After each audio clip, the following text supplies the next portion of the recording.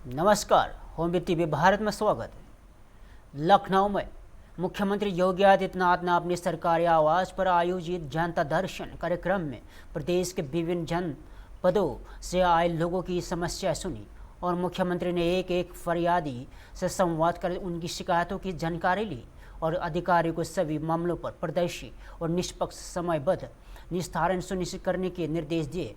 उन्होंने कहा कि जन की समस्याओं को त्वरित समाधान सरकार की सर्वोच्च प्राथमिकता है।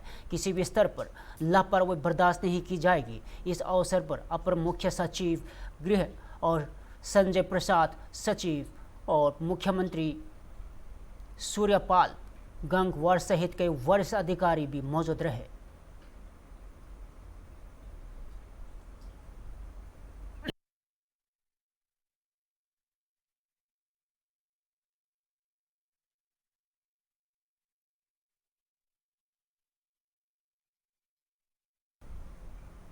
लखनऊ में उत्तर प्रदेश सरकार के कैबिनेट मंत्री संजय निषाद ने कई अहम राजनीतिक मुद्दों पर विपक्ष को घेरा है। उन्होंने सपा नेता राम गोपाल यादव की टिप्पणी पर कहा है कि भगवान राम की धरती पर सभी को अपनी भाषा और मर्यादा का ध्यान रखना चाहिए। प्रधानमंत्री नरेंद्र मोदी की परीक्षा सुधार टास्क फोर्स और सार्वजनिक परीक्षाओं में नकल रोकने वाले कानून को युवाओं के हित में बड़ा कदम बताया।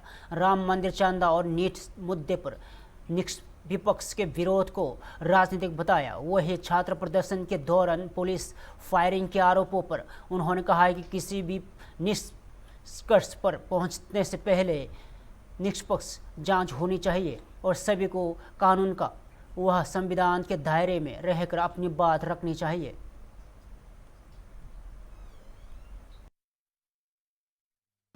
सत्ता से दूर हो जाने वाले जनता जिसको सत्ता से बाहर कर दे, तो ये जो हताशा की आवाज़ है, इसको क्या कहा जा सकता है। ये मर्यादा पुरुषोत्तम भगवान निषाद राज का धरती है। यहाँ मर्यादित शब्दों का हमेशा बात होनी चाहिए, अमर्यादित का नहीं होना चाहिए। अमर्यादित शब्द है माननीय हमारे मुख्यमंत्री जी के लिए। सर नीट क्या है, उसको कैसे देख रहे हैं? मोदी है तो मुमकिन है। हमारी सरकार युवाओं के साथ, नौजवान किसानों के साथ खड़ी है और जो मांग थी पूरी हुई। और पिछली सरकारों के गलत नीतियों की वजह से अब तक चल रहा था और अभिभावक का ही काम है कानून बनाए और समाज के साथ और युवाओं के साथ रहे। सर पेपर लीक रोकने के लिए कानून सरकार लाने जा रही है, सदन में रखने जा रही है, सब कैसे देख रहे हैं? तो देश तो कानून से चलता है ना, अब तो संविधान से चलता है। संविधान के अंदर कानून है और कानून से ही समस्या का समाधान है। तो मुझको लगता है जो समस्या है, भ्रष्टाचार है, टेक्नोलॉजी है, वो सब कानून से रुकेगा। सर राम मंदिर चंदा घेरने की तैयारी कर रही है विपक्ष, कैसे देख रहे हैं सर? नहीं, तब तो कानून का देश है, संविधान का देश। जितना बड़ा जो गलती किया उतना बड़ा सजा भोगेगा। उसमें घेरने से क्या, तो घेरने से तो सजा के पात्र जेल जाएंगे। जेल के हमको लगता है चर्चा होनी चाहिए। चर्चा में पता चल जाता कि पिछली सरकार कितनी शिक्षा माफिया, कितने नकल माफियाओं को मंत्री बनाई थी और कितने लोगों को विधायक बनाई थी। अपने आप जो है काला पर्चा निकल जाए। को लगता अच्छा, राष्ट्र के प्रति सबका समर्पण होना चाहिए। बिल समर्थन योग्य है। कोई बात नहीं चाहिए। अस्पताल जाना मैडम। कि सिवान में जो छात्र विरोध प्रदर्शन कर रहे हैं उसमें AK-47 द्वारा उन पर फायरिंग की गई। कुछ पुलिस वाले दिखाई दिए AK-47 लेकर, कैसे दिखाई दिए, कैसे देखते हैं? जांच का विषय, जांच में इस तरह की जो दोषियों कार्रवाई हो, कोई फायरिंग का, लोकतंत्र में आंदोलन करना सबका हक है, लेकिन उस पर इस तरह का घटना ठीक नहीं है। हमको लगता है जांच होने के बाद इस पे कोई बयान दिया। अब विपक्ष इस पे सवाल खड़े कर रहा है, इसको लेकर बीजेपी सरकार को घेर रहा है। कोई भी जब तक जांच न होता तब तक कोई भी आवाज करना, जांच पर लोगों को जो है दायर रखना चाहिए। जांच तक उस पर कोई भी बयानबाजी नहीं होना चाहिए। कारगिल विजय दिवस के अवसर पर राजधानी लखनऊ के वाजीरंग स्थित कारगिल विजय शहीद स्मारक पार्क के शहीदों को श्रद्धांजलि देने के लिए भव्य कार्यक्रम का आयोजन किया गया। इस अवसर पर प्रदेश के उप मुख्यमंत्री ब्रजेश पाठक, लखनऊ के मेयर सुषमा खरगवाल और नगर विकास मंत्री AK शर्मा और विधायक पवन सिंह चौहान और नीरज भोरा सहित कई जनप्रतिनिधि मौजूद रहे। सभी ने करगिल के वीर शहीदों को पुष्प अर्पित कर श्रद्धांजलि दी। सलामी देकर उनके अहम साहस और सर्वोच्च बलिदान को नमन किया और कार्यक्रम में देश की रक्षा के लिए अपने प्राण न्यौछावर करने वाले वीर जवानों के शौर्य और बलिदान के याद करते हुए उन्हें भावभीनी श्रद्धांजलि अर्पित की गई।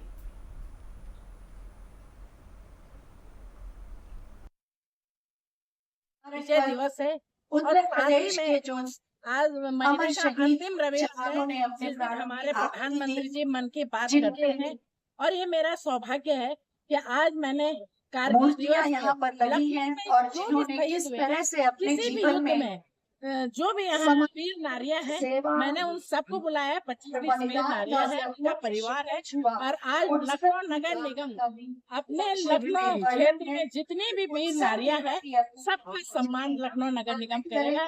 कारगिल के साथ साथ और वीर नारियों का भी सम्मान करेगा। ये हमारा सौभाग्य है। आज जो हम सांसें ले रहे हैं ये इन्हीं लोगों की देन है कि जो आज हम सांसें ले रहे हैं। जब ये शहीद हुए हैं इनकी सांसें थमी हैं, हम लोगों की सांसें चल रही हैं। तो ये एक छोटा सा नमन करती हूँ मैं अपने शहीदों को जो हमारे देश में हमारी रक्षा के लिए, देश की रक्षा के लिए शहीद हुए। सभी को नमन करता हूँ जो इसमें शहीद हुए उन जवानों को मैं श्रद्धांजलि देता हूँ, अपनी विनम्र श्रद्धांजलि देता हूँ और उनके परिजनों के प्रति अपनी संवेदना व्यक्त करता हूँ। उन्हीं के कारण, ऐसे शहीदों के कारण ही हमारा देश सुरक्षित है। हम और आप, जैसा कि आज माननीय प्रधानमंत्री जी ने बोला भी अपने मन की बात में कि हम अपने हाथ में तिरंगा लेकर के चल पाते हैं। उन सभी को नमन, उन सभी को श्रद्धांजलि। साथ ही लखनऊ की महापौर जी ने एक अच्छा प्रयोग आज ये किया है कि लखनऊ में अन्य युद्धों में या अन्य प्रकार से जो हमारे वीर जवान शहीद हुए हैं उनके भी परिजनों का सम्मान करने का आज अवसर रखा है। मैं उन्हें बहुत बहुत धन्यवाद देता हूँ। ऐसे तमाम हमारे जो वीर जवान हैं उन सभी को नमन करते हुए श्रद्धांजलि देता हूँ। आज एक और अच्छा संयोग ये बना कि आज ही के दिन माननीय प्रधानमंत्री जी की हमेशा प्रेरणा देने वाली मन की बात सुनने का भी इन सभी जवानों के साथ, उनके परिवारों के साथ अवसर मिला। इसके लिए मैं अपने आप को धन्य मानता हूँ। माननीय प्रधानमंत्री जी को बार बार नमन और ऐसे शहीदों को बार बार हमारी श्रद्धांजलि है।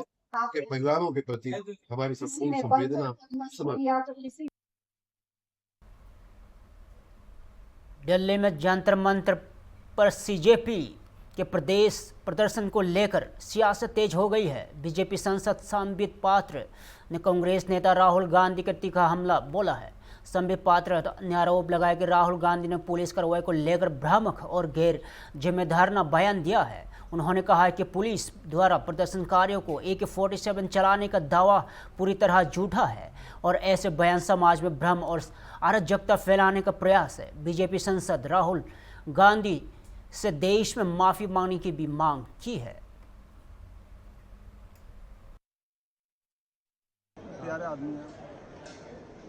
बहुत ही दुखद विषय है। कुछ समय पहले LOP आदरणीय राहुल गांधी जी ने जिस प्रकार का ट्वीट किया है, जिस प्रकार का वक्तव्य दिया है, यह कहा है कि पुलिस ने छात्रों पर AK-47 से फायरिंग की है। मुझे लगता है ये न केवल इर्रेस्पॉन्सिबल अपितु एक तरह से ये पाप है। देश में इस प्रकार से हिंसा भड़काने की कोशिश, अराजकता भड़काने की कोशिश LOP राहुल गांधी कर रहे हैं, यह अपने आप में घोर अन्याय है। खुद CJP ने, आप सभी ने देखा कि किस प्रकार से प्रोटेस्ट को कॉल ऑफ किया, किस प्रकार से माननीय नड्डा जी, माननीय जितेंद्र जी से बातचीत हुई, उसके बाद प्रोटेस्ट जंतर मंतर से समाप्ति की घोषणा की गई। मगर यह कहना आज कि AK-47 में बार बार इस शब्द पर एम्फेसिस दे रहा हूं, कौन सी पुलिस देश में AK-47 से गोली चलाती है? कौन सी पुलिस छात्र आंदोलन पे AK-47 से गोली चलाती है?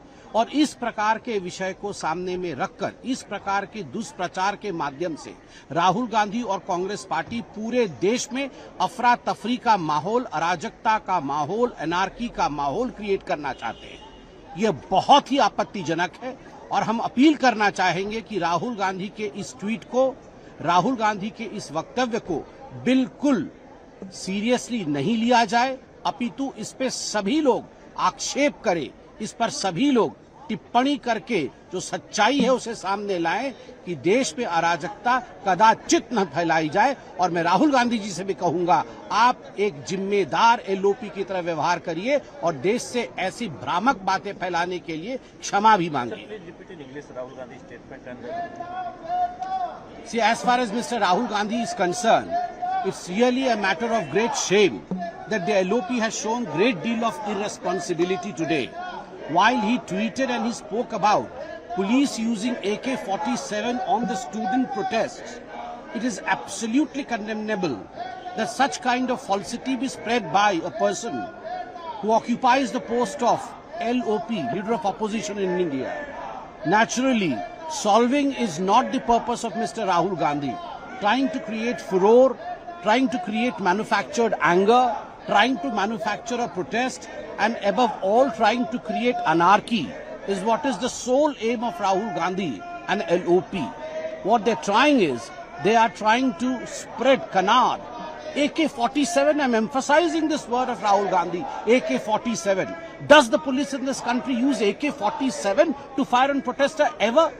Has it been done ever? How can Mr. Rahul Gandhi say that AK-47 has been used? This is totally unacceptable, and we firmly believe that Mr. Rahul Gandhi should apologize to the nation for spreading such kind of canards and falsity.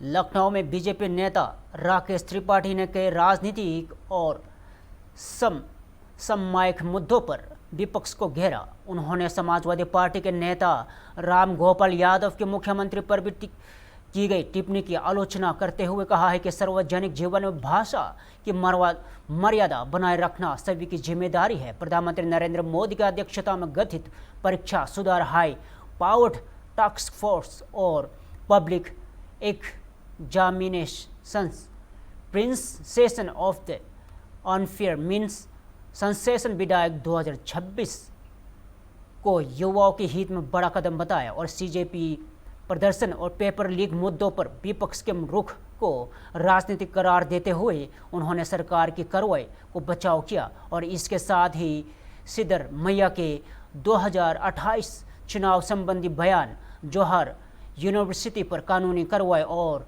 2027 के चुनाव के लिए विपक्षी गठबंधन की संभावना पर भी अपनी प्रतिक्रिया दी।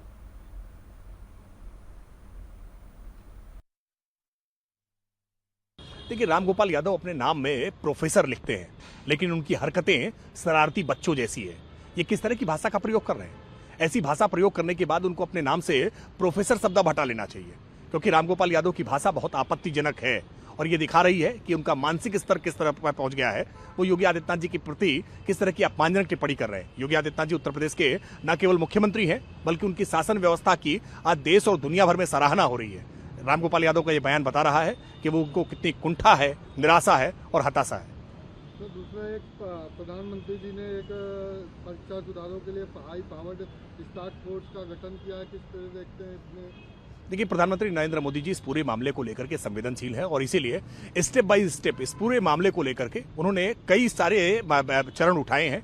आज चाहे वो कठोर कानून बनाने को लेकर के हो, वो आज जवाबदेही तय करने को लेकर के हो, और अब एक हाई पावर्ड कमेटी जो ये तय करने का काम करेगी कि कैसे पेपर लीकेज को बंद करने का काम किया जाए, जिसमें तमाम विशेषज्ञ देश और दुनिया के मानद लोगों को जोड़ा गया है। प्रधानमंत्री मोदी जी की जो पूरी कार्यशैली है वो छात्रों के प्रति है। वो छात्रों के खिलाफ किसी भी प्रकार का अन्याय नहीं होने देंगे। सर, केंद्र सरकार अनुचित संसाधनों की रोकथाम संशोधन विधेयक 2026 पेश करेगी। प्रस्तावित कानून में दोषियों के लिए 5 से 10 साल की सजा, जेल और 50 लाख तक जुर्माने की वो। देखिए, भारतीय जनता पार्टी ने हमेशा परीक्षाओं की शुचिता को लेकर के कदम उठाए हैं और इसीलिए जहां कहीं भी कोई कमियां दिखाई पड़ी हैं, हमने उसको स्वीकार किया है और उसका परिष्कार किया है। परीक्षा में जहां भी लीकेज हुए हैं उन लीकेज को दुरुस्त करने के लिए एक हाई पावर्ड कमेटी भी बनाई है और संसद के भीतर इस मामले में एक कठोर कानून लाने के लिए भी कैबिनेट ने उसको पहले पास किया और आज संसद के भीतर रखा जा रहा है कि ऐसे व्यक्ति जो नकल करने का काम, कराने का काम करते हैं, संगठित तौर पर पर्चा लीक करने का काम करते हैं, ऐसे लोगों के खिलाफ कठोर कानूनी कार्रवाई होनी चाहिए और फास्ट ट्रैक कोर्ट बना करके सरकार ने अपनी मंशा इस बात को लेकर के पहले स्पष्ट कर दी है। दूसरा एक सीजीपी के जो प्रदर्शन हुआ उसमें पुलिस कार्रवाई को लेकर आज विपक्ष एनडीए को घेरने वाली है लोकसभा में देखिए, विपक्ष अपने गिरेबान के भीतर झांक करके देखे। पंजाब में आम आदमी पार्टी की सरकार ने क्यों आखिर के निरपराध लोगों पर बर्बर लाठीचार्ज करने का काम किया है। जहां जहां भी आज विपक्ष की सरकारें हैं, उन विपक्ष की सरकारें किस तरह से विद्यार्थियों के ऊपर बर्बर लाठीचार्ज करती हैं। याद करिए अशोक गहलोत की सरकार को कि कैसे राजस्थान में पर्चे लीक होते थे, बच्चे लीक लीक लीक चिल्लाते थे और अशोक गहलोत ठीक ठीक ठीक लगातार कहते रहते थे। उत्तर प्रदेश में भी सरकारों में हमने देखा है कि कैसे सामूहिक नकल हुआ करती थी सपा और बसपा की सरकारों के कामकाज में। लेकिन आज भारतीय जनता पार्टी की सरकार ने लीकेज को लेकर के अपना एक कड़ा संदेश देने का काम किया है कि हम किसी भी स्थिति में लीकेज बर्दाश्त नहीं करेंगे। देखिए, जौहर विश्वविद्यालय का मुद्दा विपक्ष को मजहबी गोलबंदी का एक मुद्दा दिखाई पड़ रहा है, मजहबी तुष्टीकरण का मुद्दा दिखाई पड़ रहा है, जबकि उत्तर प्रदेश की योगी आदित्यनाथ सरकार के लिए ये एक पूरी तरह से विधि की परिधि के दायरे में आने वाला एक इलीगल कंस्ट्रक्शन का मुद्दा है, एक जमीनों पर कब्जे का मसला है। पटना में बीजेपी नेता सैयद शहनवाज हुसैन ने कई राष्ट्रीय और राजनीतिक मुद्दों पर विपक्ष को घेरा।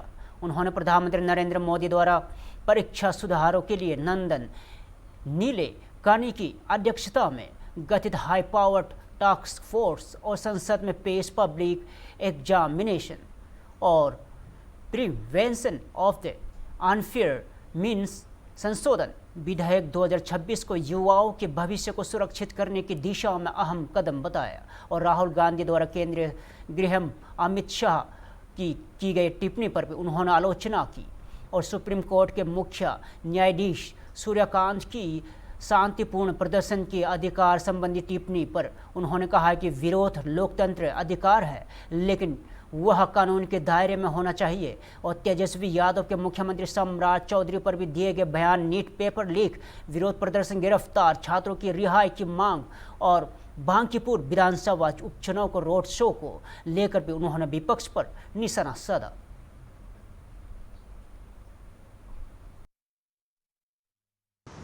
देखिए, प्रधानमंत्री जी ने नंदन नीलेकानी के नेतृत्व में एक हाई पावर टास्क फोर्स का ऐलान किया है, वीडियो संदेश के जरिए किया है और किसी भी शर्त पर आइंदा पेपर लीक ना हो, सारे एग्ज़ाम देश के अच्छी तरीके से हो, इसके लिए प्रधानमंत्री जी खुद इस विषय को अपने हाथ में लिए हुए हैं और आइंदा बच्चों के मन में कोई शंका किंतु परंतु न हो, इसका इंतजाम सरकार कर रही है।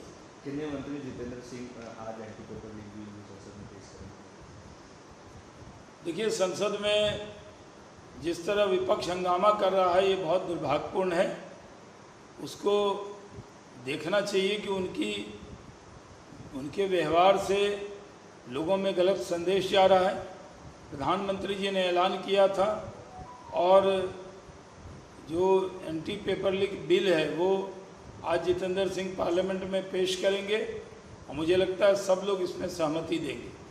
सर, जंतर मंतर में जिस तरीके से लगातार प्रदर्शन हो रहा था, उसके बाद सुप्रीम कोर्ट ने सुनवाई की और उन्होंने कहा है कि जो प्रदर्शन कर रहे हैं वो अपनी मांगों को लेकर कर रहे थे। पुलिस ने जिस तरीके से लाठीचार्ज की, कहीं से सही नहीं, दोनों जो प्रदर्शनकारी भी हैं और जो उनको रोक है, दोनों को इस पर मंथन करना चाहिए। इस तरीके। देखिए, प्रदर्शन का ऐलान जब किया था कांग्रेस जनता पार्टी ने, तब ये कहा था कि वो शांतिपूर्ण तरीके से करेंगे, लेकिन उन्होंने ऐसी उकसावे वाली बातें की, ऐसे लोग बुलाए जिन्होंने उकसाने का काम किया और पूरे देश में हिंसा भी हुई, जो दुर्भाग्यपूर्ण है। और जो सेंसिटिव एरिया है उसमें संसद में और उस इलाके में रोकने के लिए पुलिस को बल भी उपयोग करना पड़ा। कहीं से भी नियत बल उपयोग करने का नहीं था, लेकिन माहौल इतना ख़राब किया गया जिससे वो दिक्कत आई। लेकिन सरकार ने सारी मांगें मान ली और धर्मेंद्र प्रधान जी का इस्तीफा भी हो गया, जबकि वो बेहतरीन काम कर रहे थे। फिर भी देश के हित में उन्होंने खुद रिज़ाइन किया और ये विषय समाप्त हुआ। अब एक हाई पावर कमेटी भी बन गई है जो पेपर लीक रोकने के लिए काम करेगी। सबको अब यकीन करना चाहिए।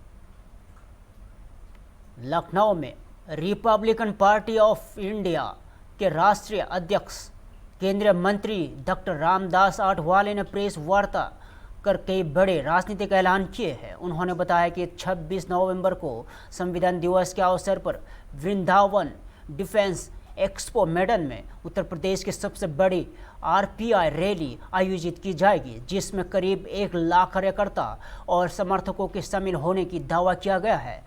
और आठवले ने कहा है कि बाबा साहेब डॉक्टर भीमराव अंबेडकर द्वारा किया गया संविधान देश की सबसे बड़ी ताकत है और इसी संविधान में SC, ST, OBC तथा EWS वर्गों को आरक्षण का अधिकार दिया है। उन्होंने बताया कि 13 सितंबर को मुरादाबाद और 25 सितंबर को आगरा और जल्द ही आजमगढ़ में भी पार्टी की जनसभाएं आयोजित होगी। और आगामी उत्तर प्रदेश विधानसभा चुनाव को लेकर आरपीआई ने NDA से 4 और 5 सीटों की मांग की है। और आठवले ने कहा है कि इस मुद्दे पर मुख्यमंत्री आदित्यनाथ, केंद्रीय गृह मंत्री अमित शाह और BL संतोष और सुनील बांसल से चर्चा होगी। और उन्होंने यह भी कहा है कि यदि उचित भागीदारी नहीं मिली तो पार्टी 20 से 25 सीटों पर चुनाव लड़ने पर विचार करेगी। और नीट पेपर लीक के मामले पर आठवले ने सख्त कानून का स्वागत करते हुए दोषियों को कड़ी सजा देने की मांग की। और छात्र आंदोलन को लेकर उन्होंने अभिजीत डिपके और सोनम वांगचुक की भूमिका की सराहना की और साथ ही छात्रों पर लाठीचार्ज का विरोध किया। और लेकिन हिंसा, पथराव और सरकारी संपत्ति को नुकसान पहुंचाने की घटनाओं को गलत बताते हुए कहा है कि ऐसी परिस्थितियों में कानून के तहत कार्रवाई उचित है। सपोर्ट से नरेंद्र मोदी जी की सरकार 2014 में आई है, सबका सपोर्ट तो था ही। सोशल मीडिया में काम करने वाले, देखने वाले जो असंख्य जो करोड़ों नौजवान थे, उन्होंने नरेंद्र मोदी जी का डेवलपमेंट का विजन देखा था। उन्होंने नरेंद्र मोदी जी का नेतृत्व एक बहुत ही स्ट्रॉन्ग नेतृत्व हो सकता है देखा था। और ऐसे नौजवानों ने बहुत बड़ी संख्या में हमारे NDA को, BJP को सत्ता में लाने के लिए प्रयत्न किया था।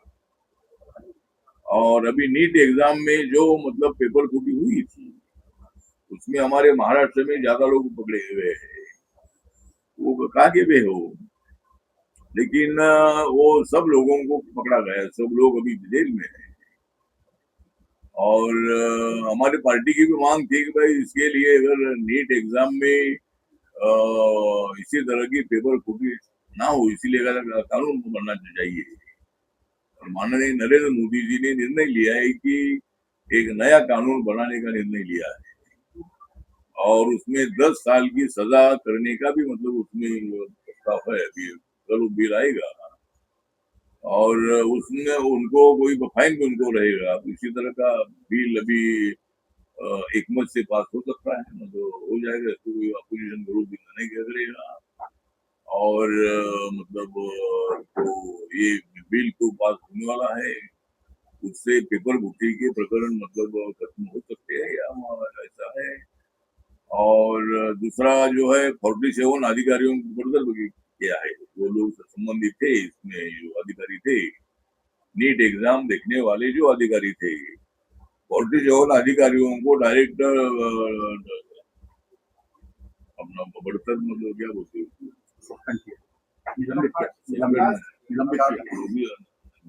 निकाल दिया, उनको नौकरी से निकाल दिया है और उनके ऊपर क्रिमिनल केस जो है ये भी डालने का सरकार ने निर्णय ले लिया है। लोकसभा में पब्लिक एग्जामिनेशंस और prevention of the unfair means संशोधन विधेयक 2026 पेश किए जाने के बाद टीएमसी सांसद सायोनी घोष ने सरकार और विपक्ष दोनों की भूमिका पर प्रतिक्रिया दी। उन्होंने कहा कि परीक्षा सुधार जैसे महत्वपूर्ण विषय पर देश के युवाओं और छात्रों की राय को महत्व दिया जाना चाहिए और संसद में इस स्वस्थ चर्चा होनी चाहिए। उन्होंने कहा कि लोकतंत्र में बहस और सुझाव के माध्यम से बेहतर कानून बनाए जा सकते हैं। साथ ही उन्होंने विपक्ष लगातार सदन की कार्रवाई बाधित किए जाने की चिंता जताते हुए कहा कि इससे जनता को समय और कर दाताओं का पैसा दोनों बर्बाद हो रहे हैं। और उन्होंने दलों से सदन चलाने और महत्वपूर्ण मुद्दों पर सार्थक चर्चा में भाग लेने की अपील की। क्या करेंगे इस पूरे विषय? मुझे समझ में नहीं आ रहा है। विपक्ष पहले बोल रही थी कि धर्मेंद्र प्रधान जी इस्तीफा देंगे, उसके बाद चर्चा करेंगे। इस्तीफा हो गया है और आज भी वो चर्चा करने से नाराज है। देखिए, ये बहुत महत्वपूर्ण एक बिल है और ये दिस इज़ वेरी इम्पोर्टेंट कि देश के युवा, देश के छात्र छात्री दोनों का पक्ष सुने। यहाँ पे एक हेल्दी डिस्कशन हो, एक डिबेट हो, सुझाव आए जिसको सरकार अमल दे और इस तरह से एक हेल्दी डेमोक्रेसी को हम पार्लियामेंट के अंदर बचाए रख सकते हैं. So I would just want them to participate in the debate. It's a very, very important bill, and also the reforms that are going to be suggested. It is for the entire country to listen to. मैं यही उम्मीद करती हूँ कि वो सदन को चलने दें. ऑलरेडी एक हफ्ता हो गया है, सदन नहीं चल रहा है. टैक्स पेयर का पैसा है, हर मोमेंट हर मिनट कीमती है. इस तरह से हर दिन हाउस को adjourn करना और सदन के कार्यक्रम में बाधा सृष्टि करना, this is not, it's not good on the part of the opposition. ये कहना है बिहार में जो सटे बच्चों पर AK-47 से हमला किया गया, हालांकि जो पुलिस ऑफिसर थे उन पर कार्रवाई भी की जा रही है, उस पर बहुत ज्यादा नाराजगी. आखिर बच्चों पर इस तरीके से देखिए, कार्रवाई जो भी आपको कहना है, जो भी आपको सुझाव देने हैं, जिस पे भी आपको आरोप लगाना है, वो आप अपने डिस्कशन के माध्यम से कर सकते हैं. लेकिन इस तरह हाउस शुरू होने के साथ साथ इसको डिस्टर्ब करना, चलने ना देना. पार्लियामेंट के सदस्य चर्चा करना चाहते हैं. आपकी अगर कोई भी ऑब्जर्वेशन हो, कि आपका कोई भी फीडबैक हो, कि आपका कोई भी सजेशन हो, वो डिस्कशन के माध्यम से सबके सामने आए, वही मुझे लगता है सही प्रक्रिया होगी. महुआ मोइत्रा कह रही कि हम चाहते हैं कि अमित शाह जी एक्सप्लेन करें पूरे जो है तमाम सारी. ये उनके चाहने से सब कुछ नहीं हो सकता. If wishes were horses, beggars would ride. फिलहाल के लिए इतना ही. ताज़ा खबर देखते रहे होम टीवी भारत.